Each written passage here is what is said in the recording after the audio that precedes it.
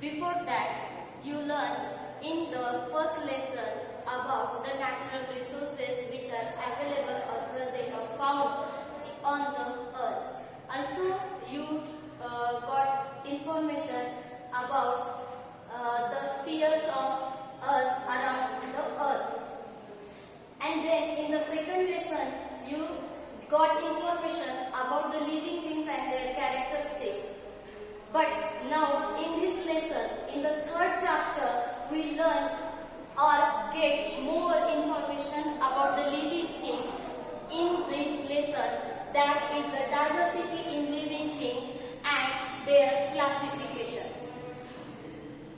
सजीवातील विविधता आणि त्यांचं वर्गीकरण आपल्याला या पाठामध्ये बरीचशी माहिती सजीवाच्या बाबतीत मिळवायची आहे.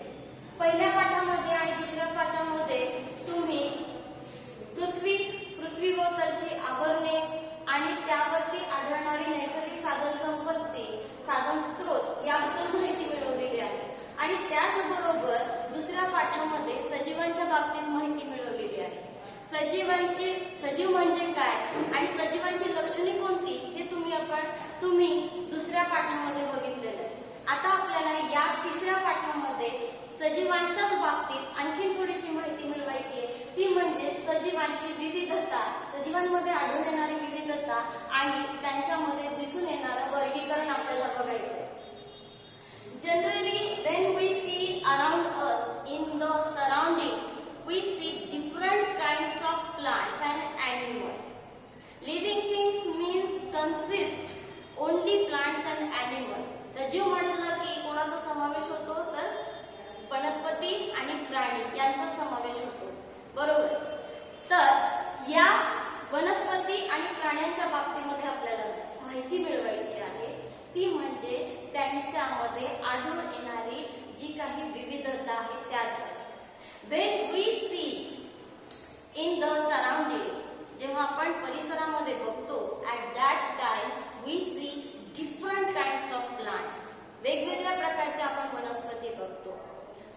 According to geographical condition, भौगोलिक परिस्थितीनुसार आपल्याला या वनस्पतींमध्ये प्रकार आढळायला मिळतात किंवा पाहायला मिळतात. In the surroundings, when we see, at that time we see the plants that grow in small size, in small height or short. काही प्रमाणामध्ये आपल्याला वनस्पती कशा बघायला मिळतात तर एकदम छोट्या, लाईक ग्रासेस म्हणजे गवताप्रमाणे. And some are very tall, आणि काही मात्र आपल्याला खूप मोठ्या आकारामध्ये बघायला मिळतात. They have their own canopy, आणि त्यांच्यामध्ये आपल्याला एक मोठे डेरेदारपणा आणि उंचपणा आपल्याला त्यामध्ये बघायला मिळतो.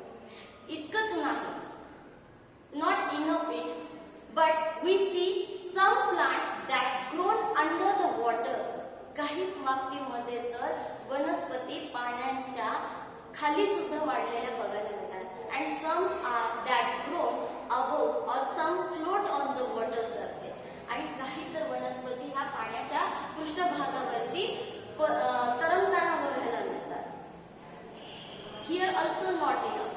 इतकंच नाही, some plants that grown in desert area. काही तर काय वाळवंटामध्ये सुद्धा, वाळूमध्ये सुद्धा काय झालेली आहेत, वाढताना आपल्याला बघायला मिळतात, वाढलेली बघायला मिळतात. But in some plants, when we see same type of plants, जेव्हा आपण एकाच प्रकारच्या वनस्पती बघतो, at that time we see some different kinds. आणि त्यामध्ये सुद्धा आपल्याला काही प्रकार बघायला मिळतात. When our father buy some grains like जवार, बाजरा, व्हीट, राईस, जसं की आपले वडील बाजारामध्ये जातात, गहू किंवा बाजरी किंवा ज्वारी, तांदूळ घ्यायला जातात. At that time we see so many kinds, so many types in that.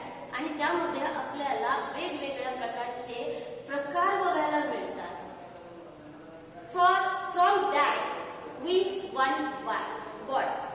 आपण त्यामधून काय करतो, एक कुठला तरी चूज करतो आणि विकत घेऊन येतो. In some that generally when we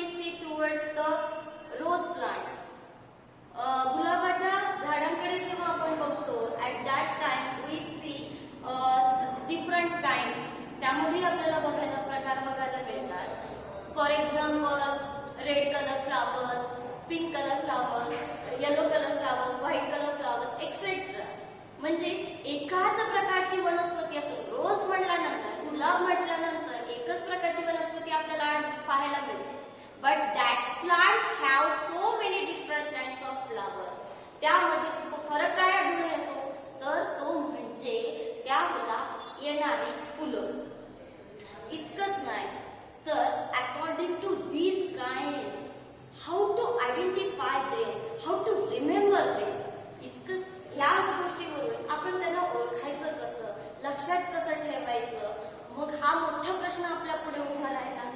so त्यासाठी काही सिंपल टेक्निक, काही सिंपल पद्धती आपल्याला काय करता येतात, वापरता येतात. Before that you already known about the living things and from that living things we learn about the plants. We see three main types of plants. तीन प्रकारचे प्लांट्स आपल्याला बघायला मिळतात. One kind of plant that make their own food. एक पहिला प्रकार आहे ज्यामध्ये आपल्याला वनस्पती बघायला मिळते. ती कशी असते तर ते स्वतःचे अन्न स्वतः तयार करतात. Generally when we see green coloured plants, जेव्हा आपण हिरव्या वनस्पती बघतो तेव्हा त्यांच्यामध्ये आपल्याला काय दिसतं तर त्या सर्व हिरव्या वनस्पती स्वतःचं अन्न स्वतः तयार करतात. So that kind of plants are called autotrophic plants. Some plants make their own food in the sunlight. सूर्यप्रकाशाच्या मदतीने वनस्पती स्वतःचे अन्न स्वतः तयार करतात.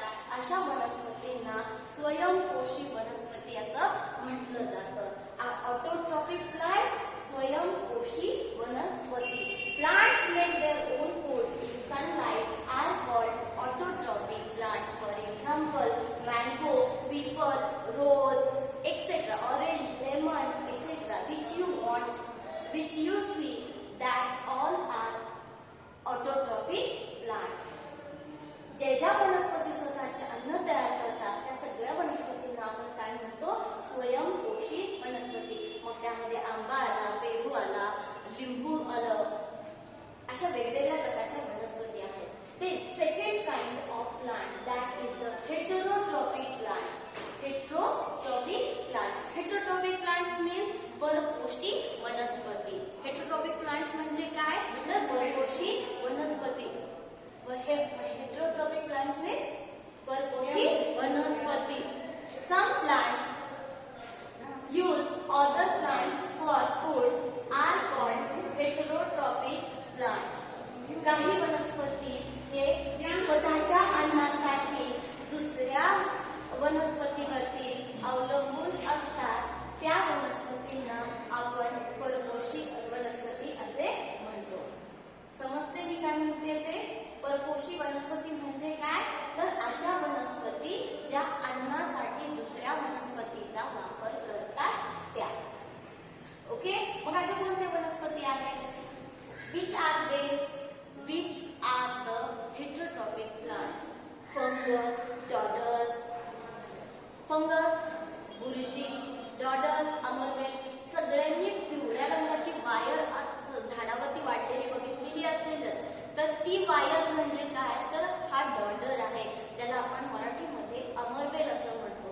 हा अमरवेल हा काय करतो तर ज्या वनस्पतीवरती वाढतोय त्या वनस्पतीमध्ये असलेले जे काही पोषक द्रव्य आहेत ते शोषून घेण्याचं काम होतं. ते पाणी असेल, काही असेल. बुरशी सगळ्यांना माहिती आहे. Fungus that grows on the bread, bhakri, like on the pieces. When these substances, foodstuffs remains in a closed box, जेव्हा एखाद्या closed box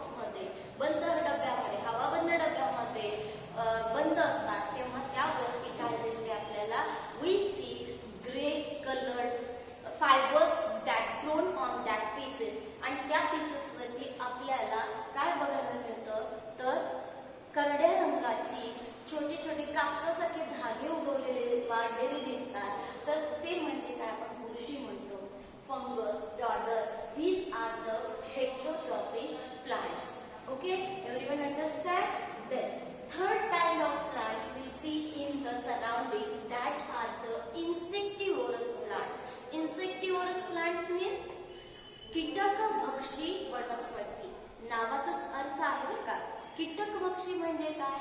कीटक म्हणजे किडे, भक्षी म्हणजे भक्षण करणारा, म्हणजे कीटक भक्षी वनस्पती. इन्सेक्टिव्हरस प्लांट म्हणजे काय? कीटक भक्षी वनस्पती. Some plants consume insects as food. काही प्लांट्स मध्ये जनरली जर बघितलं तर वनस्पती स्वतःचा अन्न स्वतः तयार करतात. त्याही मध्ये काही वनस्पती दुसऱ्या वनस्पतीकडून आपला अन्न मिळवतात, परंतु काही वनस्पतीमध्ये ती सुद्धा सोय उपलब्ध नसते. For the growth of plants they need नायट्रोजिनस compounds. वनस्पतीच्या वाढीसाठी नायट्रोजिनस कंपाऊंडची गरज असते, नायट्रोजनची गरज असते. Air mostly content near about 78% nitrogen in the air. हवेमध्ये आपल्याला जवळजवळ 78% नायट्रोजन बघायला मिळतो. But from that mostly these plants does not consume the nitrogen from the air or from the soil. मातीमध्ये मिसळलेला किंवा हवेतला नायट्रोजन ते वापरू शकत नाही. So they grab the insect, grab करतात, कॅच करतात इन्सेक्टला आणि काय करतात तर त्यामध्ये असलेलं जे काही नायट्रोजन आहे ते मिळवतात and that nitrogen is use for their growth. आणि ही इन्सेक्टिव्हरस प्लांट्स काय करतात? अशा पद्धतीने ते स्वतःची वाढ करून घेतात. मग इन्सेक्टिव्हरस प्लांट्स म्हणजे काय किंवा कीटकभक्षी वनस्पती म्हणजे काय? तर काही वनस्पती स्वतःचा अन्न म्हणून कीटकांचं भक्षण करतात, कीटकांचा अन्न म्हणून वापर करतात, तर त्यांना आपण कीटकभक्षी वनस्पती असे म्हणतो. For example pitcher plant. Pitcher plant नाव आहे, घटपर्णी आपण त्याला म्हणतो, किंवा ड्रॉसेरा, दवबिंदू आपण त्याला म्हणतो. जनरली जर तुम्ही युट्यूबवरती जाऊन जर समजा पिचर प्लांट किंवा ड्रॉसेरा असं जर नाव टाकला तर तुम्हाला त्या प्लांट्सची व्हिडिओ बघायला मिळते किंवा फोटो बघायला मिळू शकतात. Okay, these are the main kind of plants. One is the autotrophic plant, then second is the heterotrophic plant, and third is the insectivorous plants. Okay, generally in the examination always ask their definition for the difference between and for examples, give examples and also ask the definitions. Okay, everyone understand? सगळ्यांना समजतंय मी काय म्हटलं ते?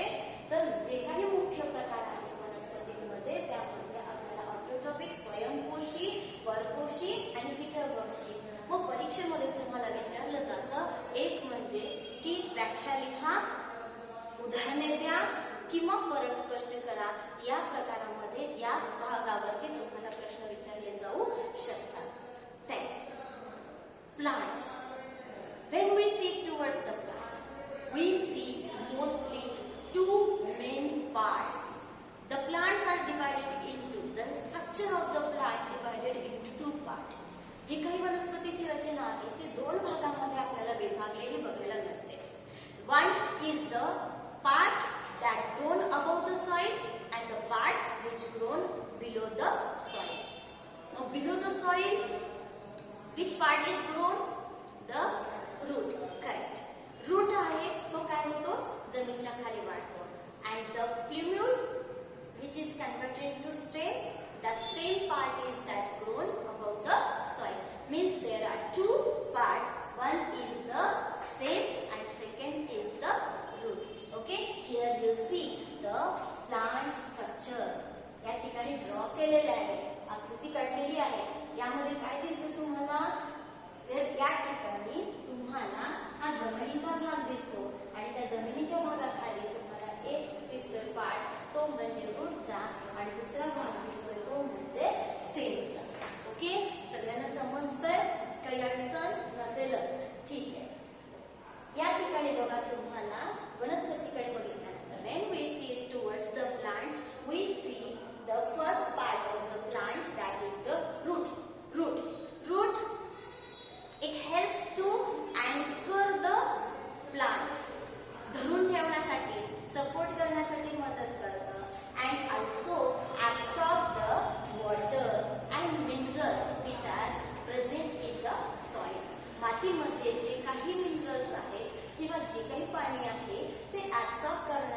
काम शोषून घेण्याचं काम कोण करतं तर ही मुळं जमिनीची करतात.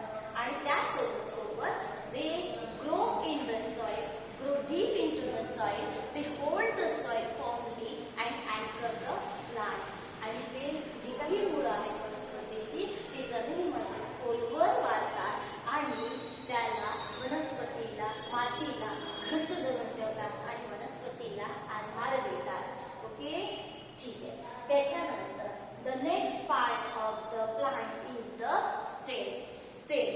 Stem, the part which is grown above the soil. It helps to increase the height, size and length. जी काही वनस्पतीची ग्रोथ आहे, वाढ आहे, ती कशावरून डिसाइड केली जाते तर या खोडाच्या वाढ हाईटवरून, उंचीवरून, जी काही साईज आहे त्या साईज वरून काय केलं जातं ठरवलं जातं किंवा ती हेल्प करते किंवा मदत करते. आणि मेन फंक्शन काय आहे, मेन कार्य काय आहे, मुख्य कार्य काय आहे तर that is the production, conduction and storage of the food. The main function of the stem is the production, conduction and storage of the food. जे काही निर्मिती आहे त्याच्यानंतर वहन आहे आणि साठवून ठेवण्याचं आहे. अन्न तयार करणं, काही प्लांट्स मध्ये अन्न तयार करत असते, काही प्लांट्स मध्ये करत नाही. तर वहन करणं, जे काही मुळांनी शोषलेलं पाणी आहे ते वाहून दुसऱ्या भागांना पुरवणं आणि जे काही पाण्याने तयार केलेलं अन्न आहे ते इतर भागांना पुरवण्याचं काम, वाहून नेण्याचं काम कोण करतं तर हा खोड करतो किंवा स्टेम करतो. Then storage. In some plants, the stem helps to store the food. Food store करण्याचं सुद्धा काम करतं. For example, aloe vera. सगळ्यांना कोरफड माहिती आहे तर त्यामध्ये आपल्याला सुद्धा काय दिसतं स्टोरेज ऑफ फूड पाहायला मिळतं. Then also helps in reproduction in some plants. इतकंच नाही, आधार तर देतं, अन्न तर वाहून येतच मिळतं, पण ह्याच्या सोबत काही वनस्पतींमध्ये तर आपल्याला रिप्रोडक्शन मध्ये, प्रजननामध्ये सुद्धा मदत करणारा थोडासा भाग पाहायला मिळतो. In some plants we see the stem helps in the reproduction. Okay, for example जाई, जुई, चमेली. बरोबर, जाई, जुई, चमेलीची जेव्हा आपण रोपटक तयार करण्याचा प्रयत्न करतो किंवा रोप तयार करण्याचा प्रयत्न करतो तेव्हा आपली आई काय करते, काडी काढून आणते. बरोबर आहे, आणि ती काडी म्हणजेच काय तर स्टेम असतं. Okay, then next part of the plant is the leaf. It is the most important part of the plant.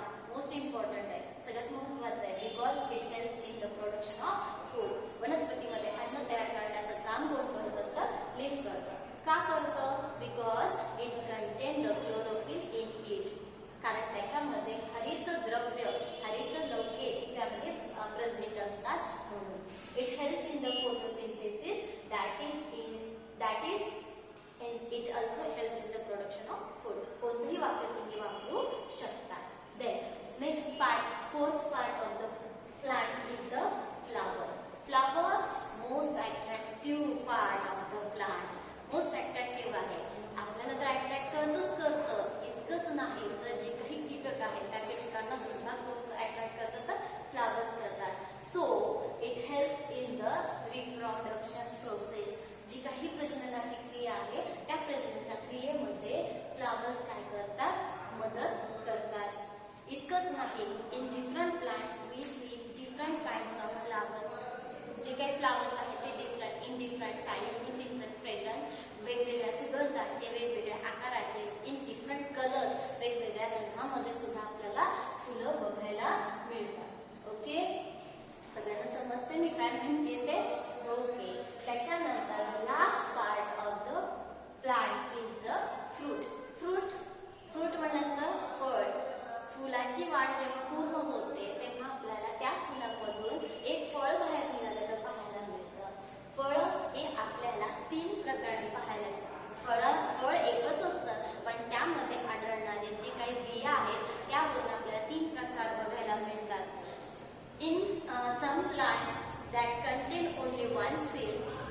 got seeded, one seeded plant.